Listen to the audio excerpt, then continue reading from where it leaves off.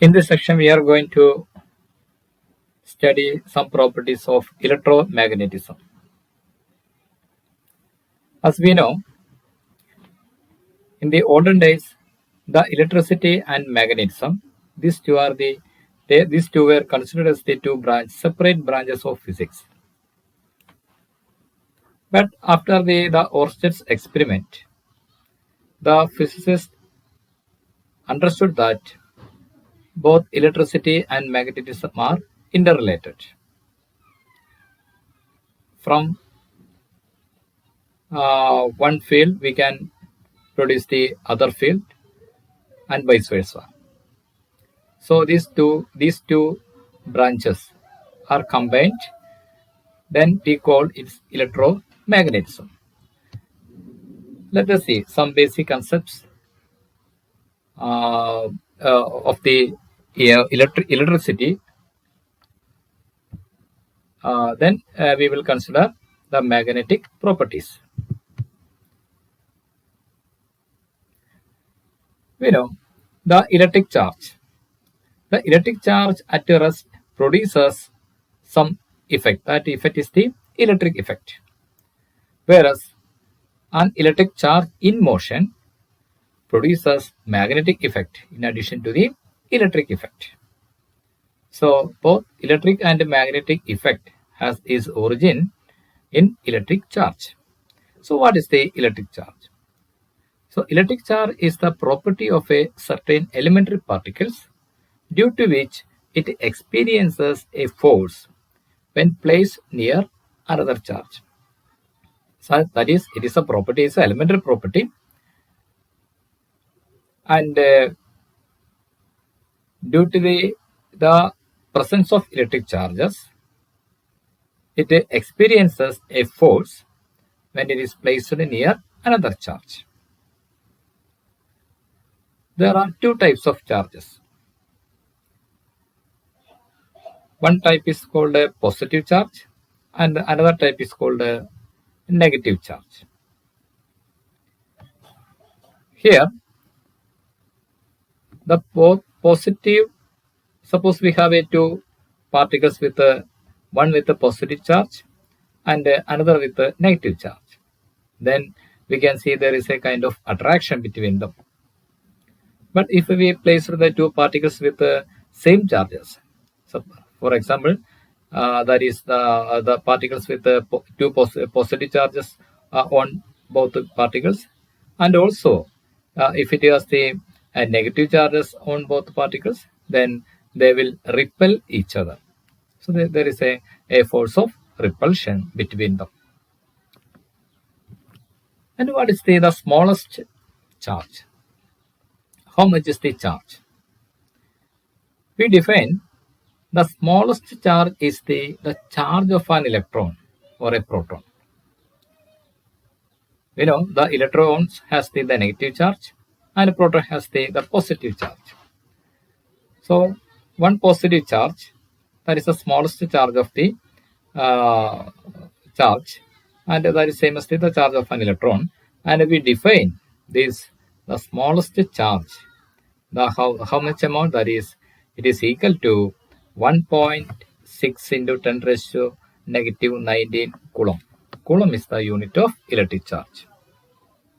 Okay, so that is the elementary charge. Why it is called elementary charge?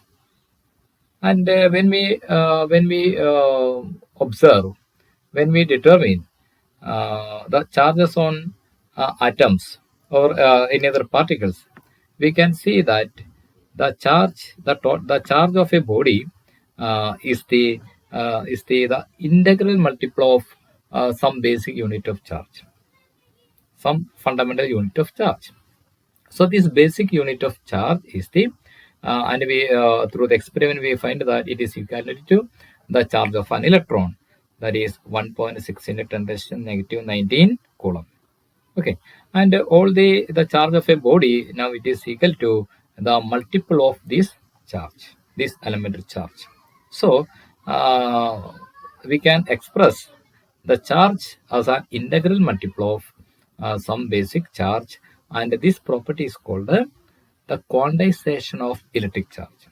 It is called quantization. That is quantization of electric charge. That is, suppose we have when we measure the total charge of a body, we can see that sometimes it may be plus 3e. E is the unit of E is represents the charge of an electron. So some plus 3e, or maybe 5e, or maybe 12e, etc. We never have such values like 1.5e, 2.25e. No such values exist. Only the integral multiple of electric charges are seems to be found. Okay, this property is called a quantization of electric charge. Now, as already stated, suppose we place the two charges. There exists some force, some electric force exists between them. And there is a physicist, that is Coulomb, and he found that how much is the force exists. That this force is the electric force. This how much is the force exists, and how this force varies with the other factors. And this law is called Coulomb's law.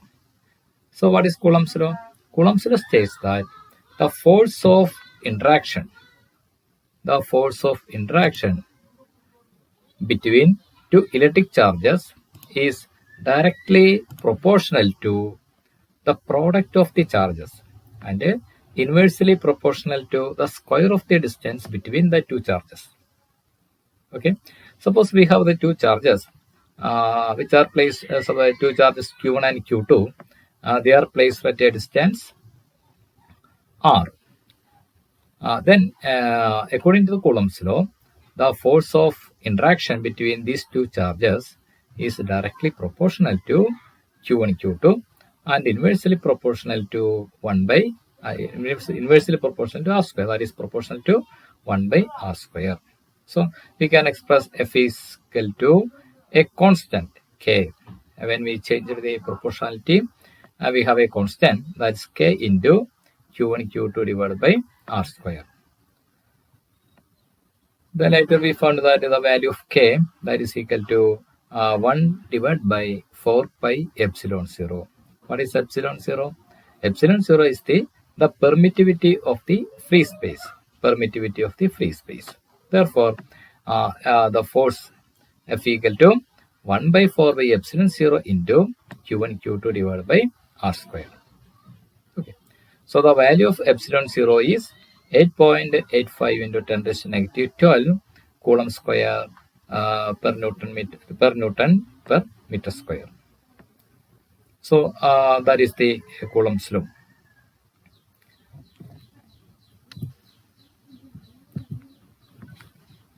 Now, when we place an electric charge, okay, and we at some point, and we place another charge on somewhere near it, then we found that the second charge experiences some force. That means the first charge that exerts a force on the second charge. So when we move the second charge from the first charge, when we move away the second charge, we can see that the force of interaction by the first charge is decreases. That means surrounding the first charge, there is some region. There is a surrounding region in which another charge experiences a force. And this region is called the electric field of the first charge. So it is called the electric field. So what is the electric field? It is a region around a charged particle within which another charge experiences an electric force. Okay, so that is we call the electric field.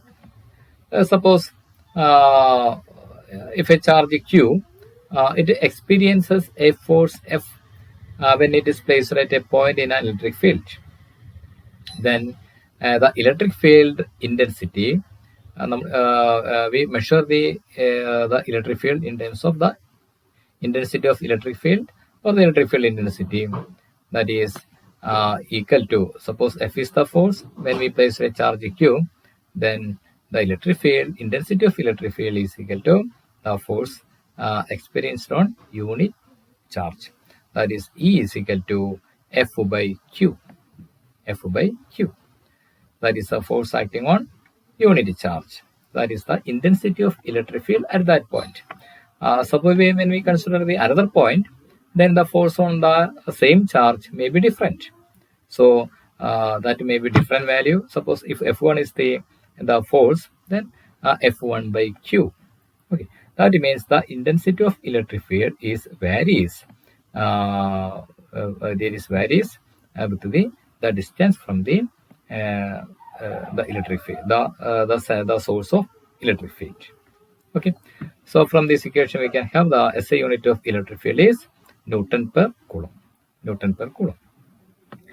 Suppose we have an electric field due to and we place a, and suppose we have a charge is placed,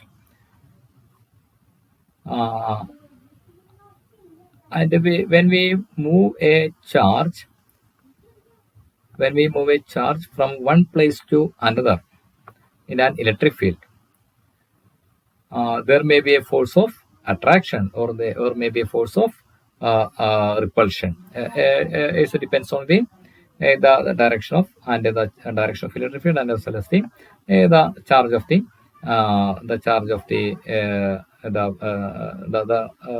that means the type of charge of the particle. Suppose when we move a particle when a charged particle in the electric field, we have to do some work. Okay, so this work done will be stored in that charge as its potential. So, and this work done is called the potential, the electric potential at that point. So when we and the electric potential at a point in an electric field is defined that it is the work done in bringing a unit positive charge from infinity to a particular point. So in the figure we can see we are moving a unit positive charge from infinity to the point P. Then we say that the potential at that point is the work done in bringing a unit positive charge from infinity to that point. So the electric potential is also varies. It also depends on the distance from the source of electric field. Suppose we are bringing the unit positive charge from infinity to a point in somewhere near, then that work done may be different from the work done needed for this to this point. So the electric potential may be different at a different points. So the unit of electric potential, we call it is the volt. We define as the, and we give the unit of electric potential is volt. Suppose we consider the 2 points. Suppose we have this electric field, and suppose we consider the 2 points, one point here and another point is here. Then if we want to move a charge from this point to this point in an electric field, again we have to do some work. Okay, so then this work done will be stored in that charge as is we call the potential difference between these 2 points. Okay, to bring a unit positive charge from infinity to a given point, then it is called electric potential at that point.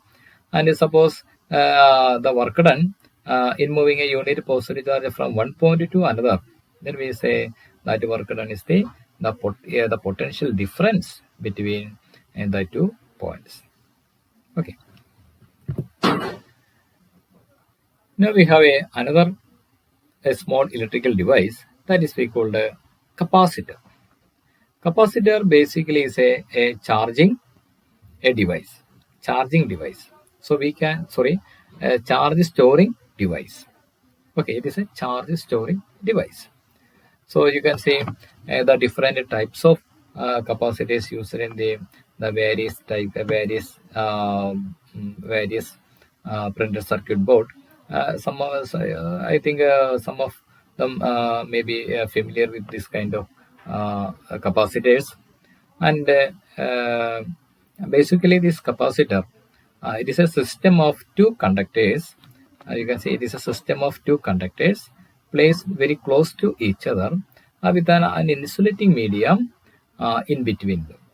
Okay, suppose we have two plates and we have some insulating medium, and suppose we are giving the one of the conductor is given a positive charge, then the other conductor induced an equivalent negative charge on the uh, equivalent negative charge. Okay, suppose if we positive charge is given to this plate, then there is a negative charge q is negative q is placed is formed in the uh, the other metal plate. Okay, suppose for a given capacitor, suppose q is the charge, and correspondingly there is an electric potential exists. There is a potential difference between these two plates.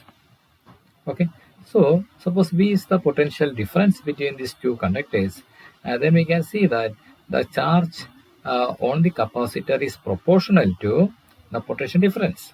The higher the potential difference, higher is the charge, the charge stored in that capacitor. That is, the Q is proportional to the potential difference. That is, Q is equal to C into V. Here the proportionality constant C is called a capacitance of the capacitor. It is called a capacitance. Okay, so the capacitance of a capacitor is mainly depends on the shape of the conductor,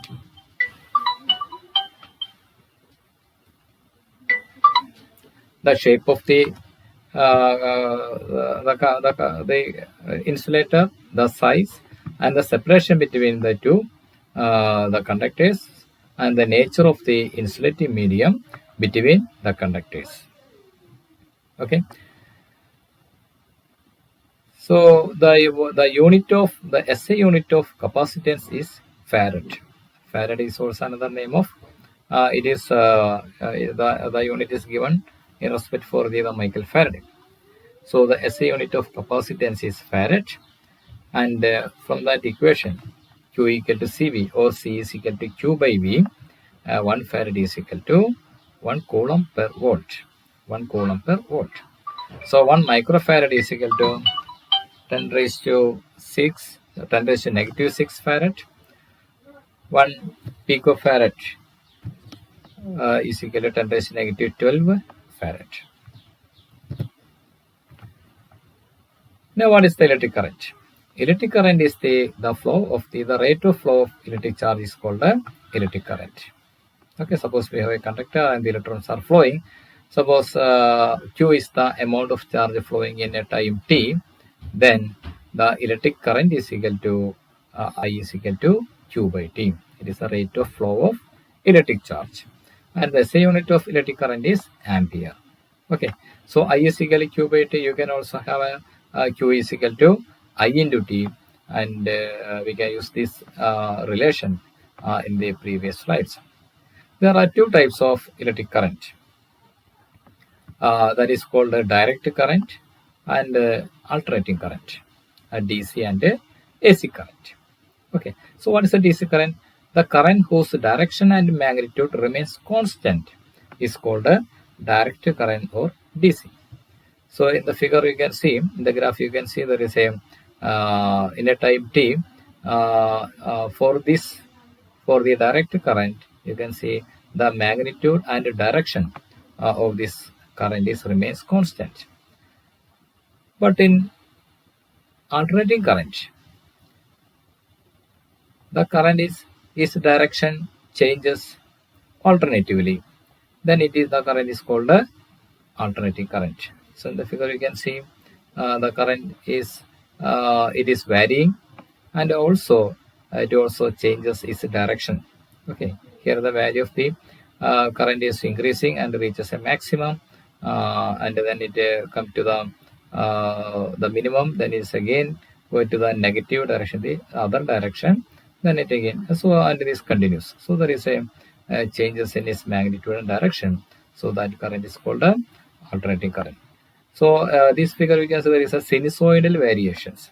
So this variation is similar like a sine wave. So this sinusoidally varying alternating current here, the direction and magnitude of the current repeats after a particular time interval, and this time interval is called the period of the alternating current. The period of alternating current, and the frequency of the current is the number of this one full cycle in 1 second is called the frequency. So it is equal to the reciprocal of the period. So in India, the frequency of the AC supply, this alternating current supply in India is 50 hertz. So that is the direct current and alternating current. Now we have a George Simon Ohm, and he is the physicist who studied the relation between the current and voltage. Okay. Suppose we have a conductor, and he passed the different amount of current, and he found that this current flowing through a conductor is directly proportional to the potential difference across its ends, provided the temperature remains constant. Okay, so suppose I is the current and V is the voltage and V is the potential difference, then the I is found to be proportional to the voltage, the potential difference. So I is proportional to V, or V is proportional to I, or V by I equal to a constant, and this constant R is called the resistance of the conductor. It is called the resistance of the conductor. And so what is the resistance? Resistance, the physical meaning of resistance is the opposition offered by the conductor to the flow of current through it. So it is the opposition offered by the conductor to the flow of current through it. So R is equal to V by I. But you remember that the value of R does not depend on the value of V and I. Okay, it depends on some other parameters. And the unit of resistance is ohm. Okay, and OHM, and there is a Greek symbol also for the ohm. Okay. Now, the resistance is the opposition offered by the conductor to the flow of current. Now, what is the reciprocal of the resistance? So it gives how easy the conductor allow the passage of electric current. So the reciprocal of resistance is called conductance. The reciprocal of resistance is called conductance S. So the symbol is given here S, and that is S equal to 1 by R. And again, since we know R is equal to V by I, so therefore 1 by R equal to I by V. Okay, the SI unit of conductance is per ohm or mho, MHO, that is the reverse of ohm. Okay, per ohm or mho. So, and this triangle give an idea about the relation between the three quantities: the electricity, the current, voltage, and the resistance. So V, I, the top, I, V in the left side, I, and in the right side R. So we can have V is equal to, from this, V is equal to I into R, or I is equal to V by R, or R is equal to V by I. Okay. Next we have a simple experiment for the verification of Ohm's law. Okay. Here there is a source of current, that is there is a battery, and from the positive terminal it is connected to the conductor, and from the conductor it is connected with the positive terminal of the ammeter, and from the negative terminal of the ammeter connected to the battery through a key and a rheostat. So and a voltmeter. A voltmeter is connected across the conductor to measure the potential difference, and here the ammeter is connected in series with the circuit to measure the current. And what is the purpose of rheostat? Rheostat is used to control the current, the flow of electric current through the circuit. Okay. First we can adjust the rheostat in such a way that the current reads, for example, 0.1 ampere. Then you can measure the voltage, the potential difference from the voltmeter, and you can note down, and again increase the current by adjusting the rheostat from 0.1 to 0.2 ampere. Then again you can adjust note the corresponding potential difference. In this way you can adjust the values of current at different values, and the corresponding potential difference from the voltmeter can be noted. And you can see that as the value of current is increases, the potential difference developed across the conductors also increases. And when we take the value of V by I, you can see the value of V by I is found to be a constant. Okay, and when we take the average value of this V by I values, that is the resistance. We know R is equal to V by I. So in each trial we can take the V by I value. Then from average value we can have the resistance of the conductor. Okay. Now as already stated, the value of resistance does not depend on the value of V and I. It depends on some other parameters. It depends on the length of the conductor and the area of cross section and the nature of the material.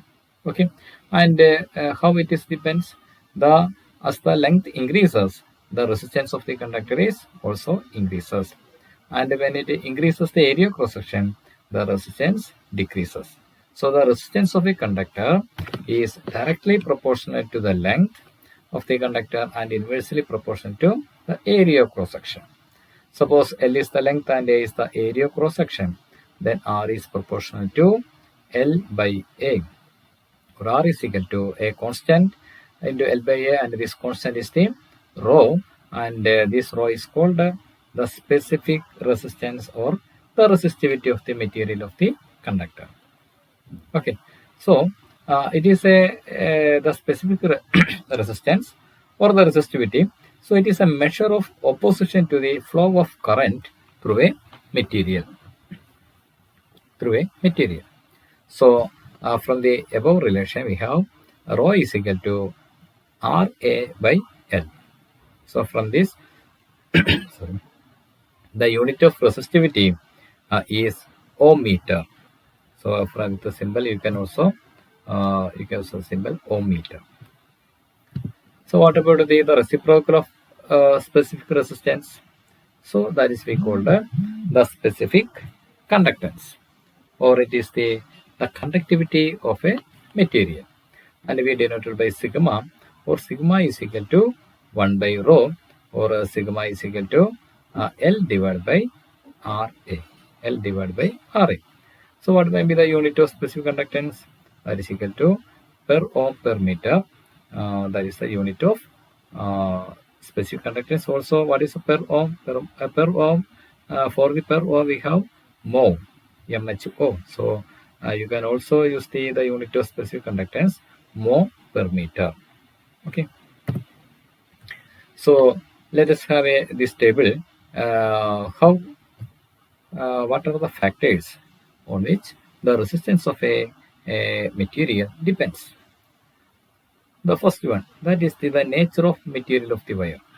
So that means the materials like silver, copper, aluminum, has the low resistance compared to other material. That is, when we from material to material, the resistance may be different, and the length of the wire. As already seen, the resistance increases with the increase in length, and the thickness of the wire, that is area cross section. That is, the resistance decreases with the increase in thickness or the area cross section. And the temperature is also another factor. That is why when we stating Ohm's law, the current is directly proportional to the voltage potential difference, provided the temperature remains constant. That means that if the temperature is varying, this constant, the constant R, that is V by R, is not a constant. That also varies.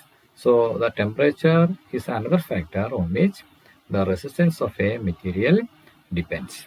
Usually, the resistance increases with the increase in temperature.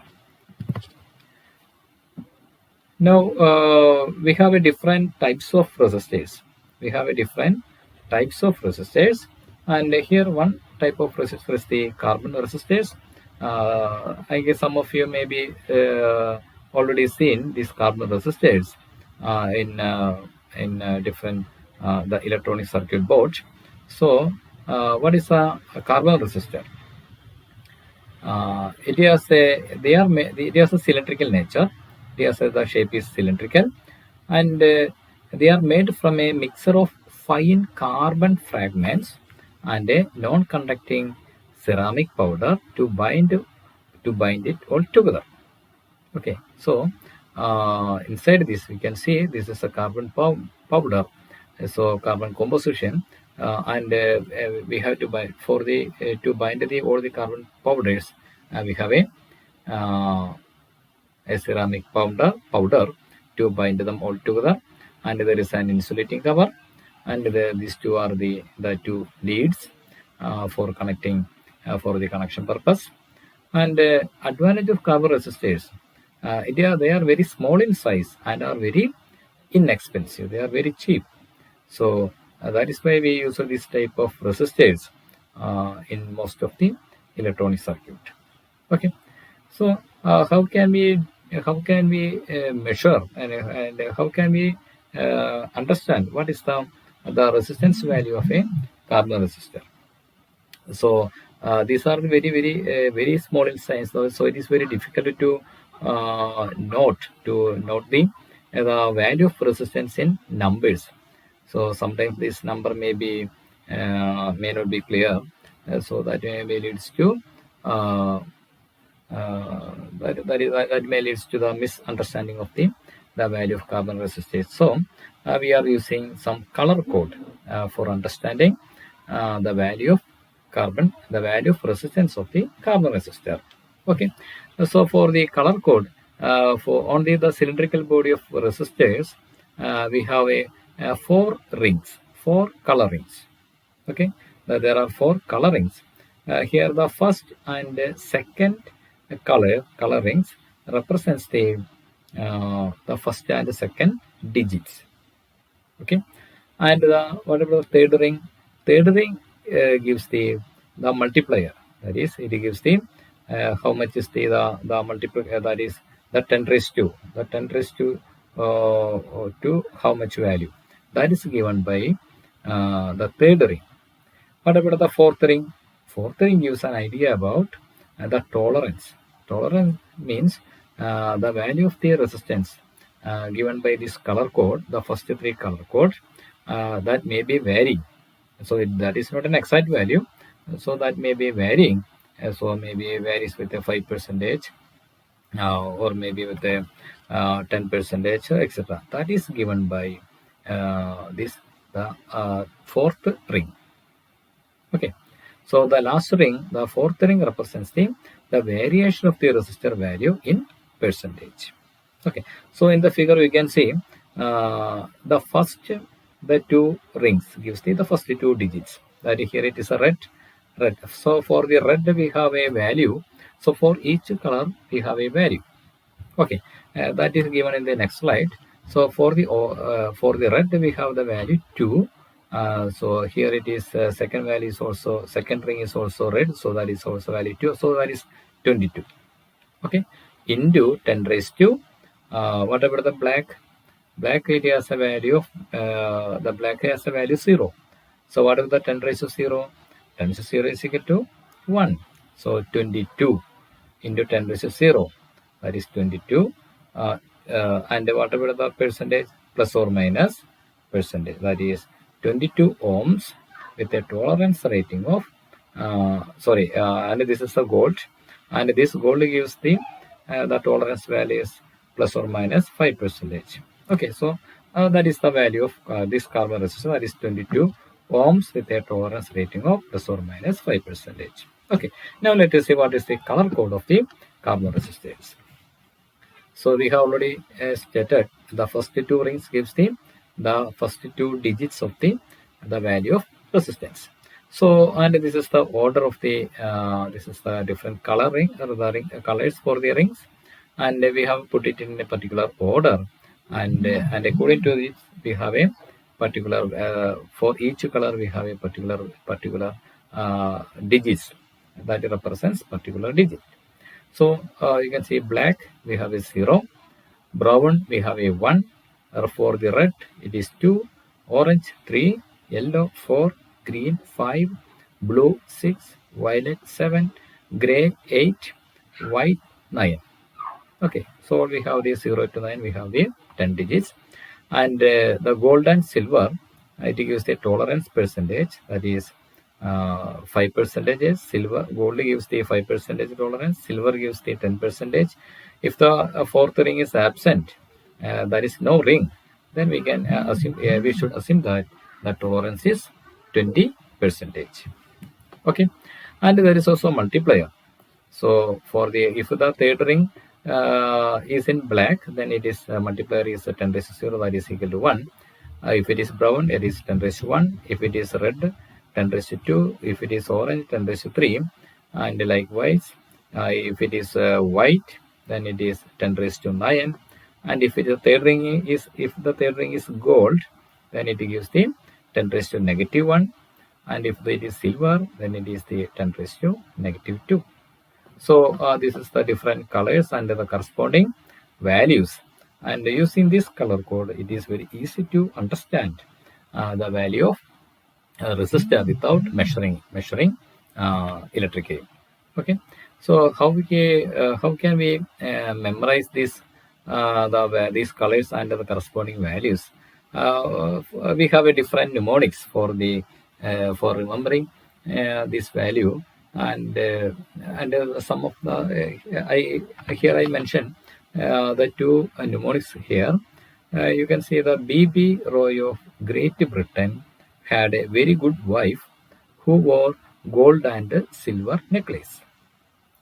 So you can concentrate on the capital letters that is put in a black.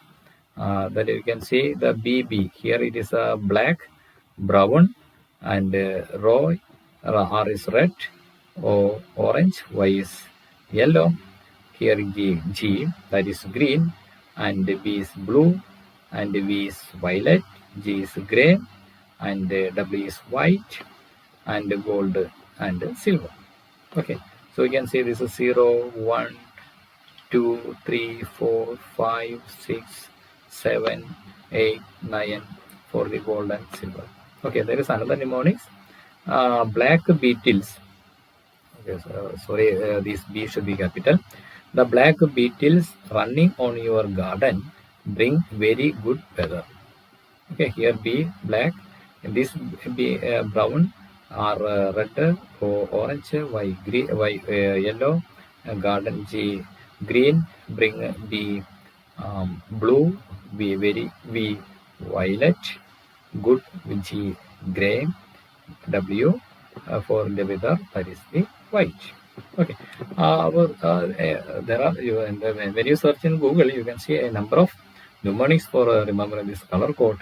And the B.B. Roy of Great Britain had a very good wife who wore gold and silver necklace. This is what I learned during my pre-degree classes. So you can memorize, you can learn any other mnemonics which you find very suitable to you. Okay, thank you.